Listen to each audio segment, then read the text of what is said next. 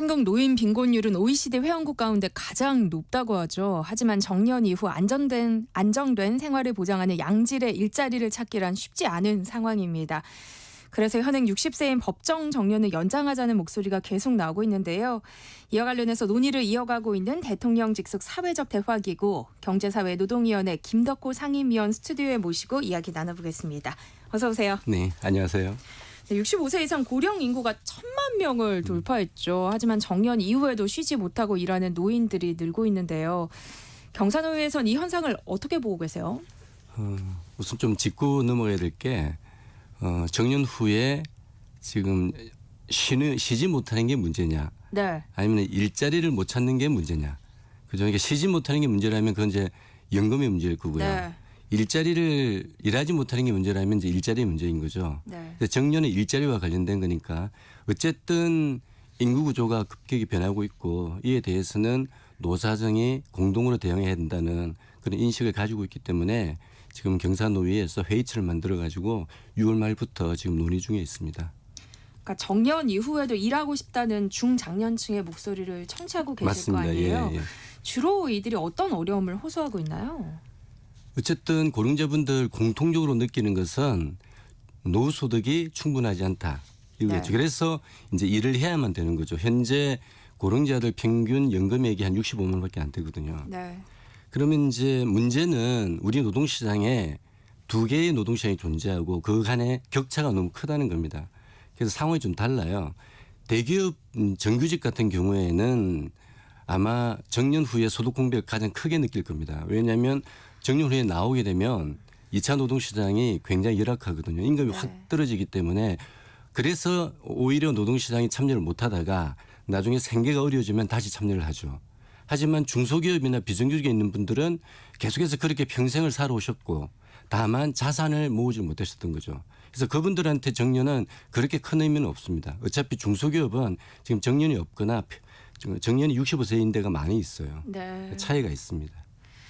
정년 연장에 대한 논의가 그래서 이어지고 있는 건데 경사노위에서는 계속 고용이라는 맞습니다. 용어를 사용하고 계시더라고요. 정년 연장과 계속 고용 어떤 차이가 있는 거예요? 정년 연장은 뭐 말 그대로 법정으로 60세 이상 네. 고용하도록 되어 있기 때문에 법적인 용어라고 한다면 계속 고용은 다양한 일하는 방식을 통해 가지고 계속 일할 수 있도록 해주자는 것이고 네. 그건 정년 연장도 포함해서 정년 폐지라든지 또 재고용 방식이라든지 여러 다양한 방식을 이야기할 수 있는 거죠. 임금 체계 개편은 약간 변론의 문제고요. 네. 정년 연장에 대해서는 노사 간 입장차가 크잖아요. 매우 큽니다. 예. 네, 지금 어느 수준까지 논의가 되고 있나요? 뭐 아시다시피 아직까지는 평행선이고 하지만 양 당사자가 정년에 대한 그 문제의식을 같이 하기 때문에 접점을 좀 찾아 나가리라 그렇게 기대하고 있고 열심히 하고 있습니다. 예. 근데 이 문제가 쉽지가 않은 게 네. 이게 노사뿐만이 아니라 사실 노노 간에도 맞습니다. 입장이 엇갈리고 있잖아요. 대기업하고 중소기업이 다르고요. 네. 정규직하고 비정규직이 다르고 또 특히 고령자하고 청년 간 입장이 너무나 다르기 때문에 근데 여기에서 가장 정년을 원하는 사람들은 누구겠습니까? 대기업 정규직이겠죠. 네. 예, 아무래도 이제 대기업하고 공기업의 노동조합이 대부분 있고 아무래도 보이스가 그쪽에서 크기 때문에 강하게 지금 목소리가 들리는 거죠. 이렇게 정년 연장 논의가 활발하게 이루어지고 있는 가운데 변화의 움직임도 또 감지되고 있습니다. 최근 행안부 소속 공무직 근로자들의 정년이 최대 65세로 연장이 됐어요. 저도 안 그래도 그저께인가 어젠가 뉴스를 봤는데요. 사실은 이게 사실 큰 이슈는 아닙니다. 그런데 언론에서 맥락을 약간 놓치고 있어서 그런지 좀 부각이 되고 있는데요. 과거에 17, 18년도에 공공 부분에 비정규직을 정규직으로 전환하자는 정책이 있었죠. 네. 그때 이 청소나 경비 쪽에 부처들이 많이 외부 용역 위탁을 줬어요. 그분들을 이제 정규직으로 전환시키자고 하는데 아까 말씀드린 중소기업은 65세가 많죠. 네. 사람을 구하기 힘드니까 그때 그분들의 정년이 65세로 되어 있었기 때문에 이렇게 전환시켜서 65세 그대로 이제 가져왔는데 새로 채용을 하고자 하니 이게 이제 60세로 해야 되는 문제가 발생하잖아요. 그래서 상당수 부처는 그때 65세를 일원화시켰어요.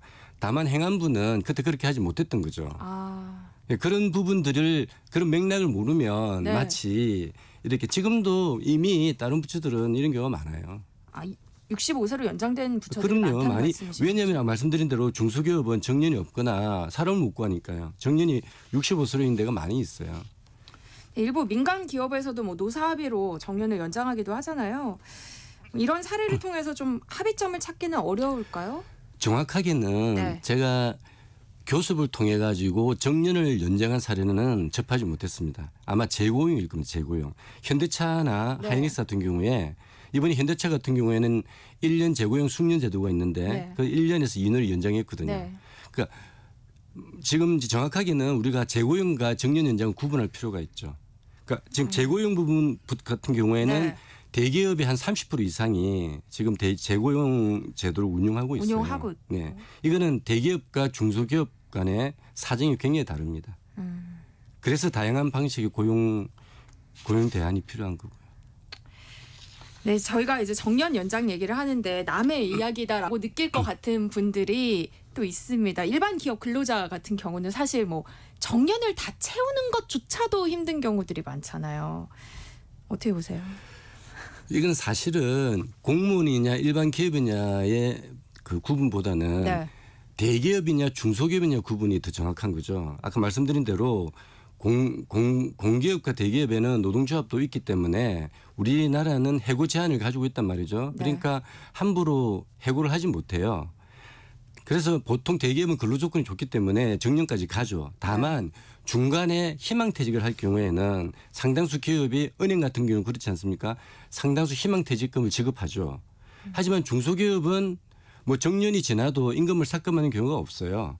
왜냐하면 거기에는 보통은 중소기업은 스스로 이직하거나 폐업하는 경우가 많이 있기 때문에 네. 그래서 이게 그러면 왜 그런 생각이 왜 그러면은 이렇게 정년 문제가 이게 부각되냐 했을 네. 때 사실 대부분의 중소기업에서 일하는 분들이 한 85%거든요.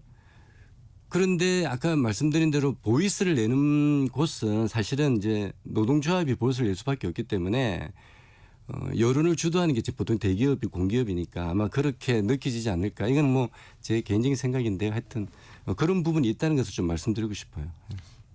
개인적인 생각이시라고 말씀을 해주셨고 퇴직한 직원을 이제 앞서서 잠깐 얘기해 주지만 네. 재고용하는 회사는 요즘 진짜 많이 늘었어요. 많이 있습니다. 하던 일을 그대로 하는 거잖아요. 그런데 임금은 절반 네. 정도까지 깎이거든요. 근데 이게 네. 과연 맞는 거냐 이런 지적도 있습니다. 말씀하신 것처럼 대기업에서 요즘 뭐 그 수치가 굉장히 많이 올라가고 있어요. 지금 36% 이상이라고 이야기하고 있는데 네. 그러니까 일의 강도나 일의 양을 뭐 그대로 두느냐 이것은 제가 개별 사업장을 안 들여봤기 때문에 잘 모르겠고 다만 은퇴 시기에 대기업의 임금이 굉장히 올라갑니다. 우리나라는 은퇴 시기에 3배까지 올라가요. 입사 시기보다. 네. 그렇기 때문에 은퇴하고 난 다음에 절반을 줄인다 하더라도 은퇴해서 2차 노동시장에 나오는 것보다 훨씬 낫다는 거죠. 근로자 입장에서. 네. 그래서 노동조합이나 근로자가 스스로 재고용을 임금을 삭감하더라도 재고용하겠다는 경우가 많죠. 한 뭐 2억 정도 가까이 됩니다. 예를 들자면은 뭐 자동차나 석유라든지 이런 대기업들은 굉장히 높죠 임금이. 그럼 그거 받는 게 낫죠. 그렇게 생각하면 다음 중소기업은 다르죠. 대부분 그 임금을 삭감하지 않고 그 정년을 연장하고 있어요. 근데 이제 퇴직 후에 재고용을 도입하는 것과 네네. 사실 법적으로 정년 연장을 못을 박는 건 네. 완전히 다른 얘기잖아요. 다르죠. 근데 말씀하신 것처럼 혜택이 대기업 정규직에 집중된다는 뭐 우려도 있지만 네. 초고령 사회를 대비해서는 정년 연장이 필요한 시점이다. 이런 목소리도 꾸준히 나오고 있거든요. 맞습니다. 어떻게 생각하세요? 그런데 이제 우리가 여기서 굉장히 어려운 문제죠. 네. 생각해 봐야 될 게 자, 정년 연장을 못 받았을 경우에 네. 그러면은 어디서 채용이 줄까요? 그 대기업 아니겠습니까? 그럼 청년들은 어디를 원할까요? 대기업을 원하겠죠. 그러면 결국은 취업을 준비하는 청년들에게 그 피해가 고스란히 간다는 거예요. 네. 그런데 지금 보시다시피 청년 고용 문제가 심각할까요? 고령자 고용 문제가 심각할까요? 고령자는 OECD 국가 중에서도 취업률이 제일 높아요. 고용률이. 청년이 정말 더 힘들죠. 그러니까 지금 그게 나라마다 맥락이 다르기 때문에 그런 부분들을 다 고려하고 좀 입체적으로 접근할 필요가 있다. 이런 말씀을. 그리고 중소기업이나 비정규 계신 분들은 평생을 그렇게 어렵게 살아오셨잖아요. 그분들은 하고 비교를 좀 해볼 필요가 있다. 이런 생각을 좀 말씀드리고 싶습니다. 저희가 이 이야기를 꺼내면 어쨌든 항상 이제 연결이 되는 이야기가 네. 말씀하신 것처럼 네네네. 청년층 일자리 네네, 문제입니다. 맞습니다. 그러니까 고령층 고용이 연장되면 안 그래도 힘든 청년층 취업이 더 어려워지고 양질의 일자리가 줄어든다는 말씀이신 거잖아요. 네. 그래서 이 문제에 대해서 노사정이 또 어떤 대화를 하고 있는지 궁금해요. 굉장히 중요한 포인트고요. 그래서 노사정도 청년 상생의 문제가 가장 중요하다 이렇게 생각을 하고 있어요. 아까 말씀드린 대로 현대차나 하이닉스나 뭐 석유화학 회사에서 재고용을 했다 하더라도 네. 결국은 신규 채용을 줄일 수밖에 없거든요. 그렇지 않습니까? 그래서 이런 부분들은 우리 국민 모두가 한번 다 같이 한번 생각해 볼 필요가 있습니다. 예. 그런데요. 정년 연장과 또 청년 일자리 간에 유의미한 상관관계가 있진 않다. 이런 연구 결과도 있더라고요. 과거 정년 연장 때는 어땠는지가 네네. 궁금해요. 상관관계가 없을 수가 없죠. 그렇지 않습니까? 그런데 문제는 네. 제가 재차 말씀드리지만 이것은 대기업 같은 경우에는 굉장히 영향을 많이 미치죠. 청년들이 원하는 데가 이제 대기업인데 대기업에서 정년 연장을 채용을 줄이는 건 당연한 거니까요. 네. 그런데 중소기업은 다르죠. 중소기업은 청년들이 안 가고 사람을 구하기 힘들지 않습니까? 그런데 그 중소기업에 일하는 분들이 85% 이상이에요. 그러면 전체 통계상으로 이렇게 집계를 하면 영향을 안 미치는 것은 보이는 거죠. 과거에 우리가 2013년도에 법으로 이제 58세, 60세로 연장을 했지 않습니까? 그때는 임금 차이 개편을 할 수 있도록 규정을 뒀어요. 네. 근데 대기업은 이제 노조가 있으니까 뭐 심하게 하지 않았지만은 공기업 같은 경우에는 이제 우리 정부가 좀 압박을 할 수 있지 않습니까? 그래서 그때 임금 피크제를 많이 도입했고 그 임금 피크제 도입으로 예산이 절감되었고 그 절감된 예산으로 청년들을 채용할 수 있었던 거죠. 그래서 공기업은 고령자와 청년이 동시에 좀 늘었다면 대기업은 아마 2013년 이후로 지금 돌이켜 보면 지금은 뭐 신규 채용이 확 줄고 있다는 걸 알 수 있지 않겠습니까? 예. 사실 정년 연장 논의의 가장 큰 걸림돌로 지적되는 게 맞습니다. 호봉제에 예. 기반을 둔 임금 네. 체계입니다. 그러니까 정년 연장에 합의한 다른 선진국의 노동 환경을 살펴보면 어떤가요? 맞습니다. 근데 우리가 가장 큰 문제가 우리나라는 연공제 성격이 있고 네. 아까 말씀드린 대로 은퇴 시기에 3배까지 올라간다. 자, 그럼 미국은 정년을 폐지했어요. 왜 폐지할 수 있을까? 미국은 해고가 자유로워요. 그리고 이미 임금이 직무급제입니다. 네. 그러니까 기업 입장에서는 정년 폐지해도 아무 문제가 없는 거죠. 독일 같은 경우는 최근에 정년을 65세, 67세로 올렸어요. 그런데 근로자들이 반대했어요.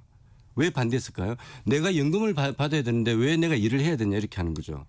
일본 같은 경우에는 고령화가 이제 심각해지니까 다양한 방식을 선택했던 거죠. 그런데 일본에서도 결국은 정년을 연장하는 곳은 다 중소기업이었고 보통 대기업은 재고용 방식을 택하고 있죠. 그래서 이런 나라마다 환경이 다르기 때문에 다 다양한 방식을 선택하고 있다. 이런 말씀을 드리고 싶습니다. 네, 저희 정년 연장이 참 시급한 네. 과제이기는 한데 참 복잡하고 네. 구조적인 문제 때문에 어려운 상황으로 네, 네. 보입니다. 위원님은 어떤 방향으로 논의하는 게 가장 현실성이 있다고 보시나요? 일단 원칙이 필요하겠죠, 그죠?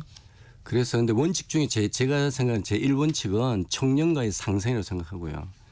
두 번째는 우리나라 같은 경우에 특히 노동시장 간에 또 기업 간의 상황이 너무 다르다.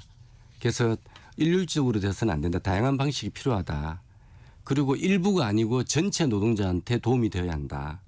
그다음 마지막으로 이 임금이라고 하는 것이 생산성과 또 공정한 보상 요거와 반드시 이건 장기적으로는 반드시 우리나라가 가야 할 길이라고 그렇게 생각합니다. 경산의회에서는 올해 안에 1차 합의점을 찾겠다 이런 얘기도 나오고 있던데요. 네네. 이 논의 과정을 지켜보고 계신 분들에게 하고 싶은 말씀 마지막으로 있으실까요? 오늘 말씀드린 대로 이게 단순한 문제가 아니지 않습니까? 굉장히 네. 어려운 문제고 하지만 경산노회에서 정말 노사정이 정말 머리를 맞대고 지금 길을 모색하고 있으니까 잘 지켜봐 주시고요. 다만 우리 모두가 미래 세대가 10년, 20년 지나면 우리나라를 이끌고 가야 되지 않습니까? 이 미래 세대의 입장 이런 걸 좀 고려를 해 주기를 제가 당부드리겠습니다. 네, 세상의 모든 정보 오늘은 KBS 일라디오 특별기획 우리경제 나의 전략으로 경제사회노동위원회 김덕호 상임위원 모시고 이야기 나눠봤습니다. 오늘 말씀 고맙습니다. 네, 감사합니다.